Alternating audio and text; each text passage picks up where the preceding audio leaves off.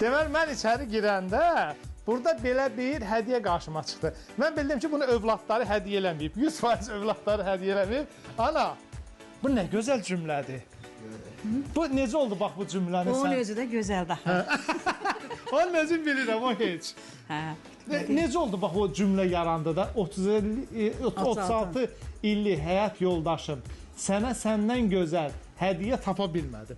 Bu necə, hardan gəldi? O dillə demək olmaz. Yox, bildim. İndi bax, misal üçün şairlər var və yaxud nə bilim, yazıçılar var ki, hər hansı bir cümləni götürür, onu belə deyim də beynində o tərəf bu tərəf fırlayır, ya şeir yazır. Onun özü onu mən ağlıma gətirib. Nətər özü gətirib. O qədər gözəl münasibət görmüşəm. Ona görə də onu ağlıma gətirib yazdırmışam. Onun balaları.